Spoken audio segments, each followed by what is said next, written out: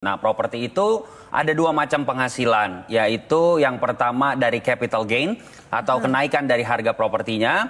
Kemudian yang kedua adalah cash flow-nya, yang dimana sebenarnya uniknya di dalam bisnis properti itu selain bisa menghasilkan dari harga propertinya, kita pun juga punya penghasilan yang rutin dari si properti tersebut yang disewakan. Nah, itu yang pertama. Kemudian yang kedua tentunya nggak lain dan nggak bukan. Ini bukan hanya di bisnis properti, tapi di semua bisnis, pasti ketika orang mau memulai bisnis, Anda butuh modal.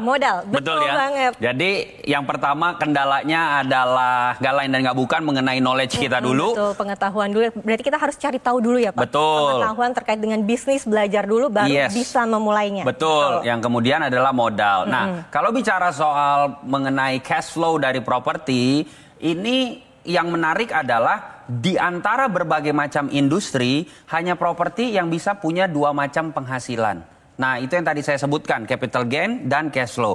Hanya kalau kita bicara soal cash flow, properti itu identik dengan yang namanya lokasi. Nah, jadi lokasi itu menentukan income dari properti yang kita miliki.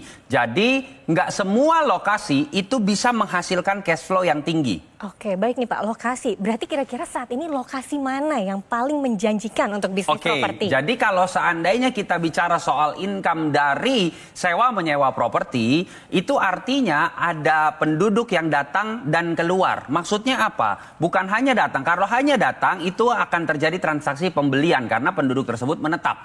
Tetapi kalau kita bicara soal income dari sewa menyewa, mobilisasi penduduknya harus banyak. Oleh karena itu, kita harus mencari lokasi yang di mana identik dengan tourism atau pariwisata. Kenapa?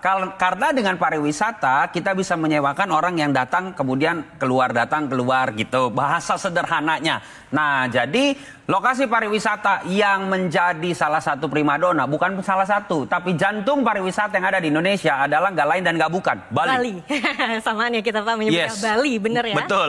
Jadi Bali ini adalah salah satu target destinasi wisata mancanegara, betul ya? Betul. Yang dimana kita pengen punya bisnis properti. Ketika kita punya bisnis properti di Bali, kita bisa sewakan kepada ya jutaan orang yang ada di Bali. Datang ke Bali. Yes, betul. Cuman kendalanya nggak lain dan nggak bukan. Balik lagi ke yang nomor 2. Modal. Betul sekali. Modal. Kan kita tahu ya, Bali orang tuh kayak, wah pasti butuh modal besar. Betul. Ada caranya nggak Pak?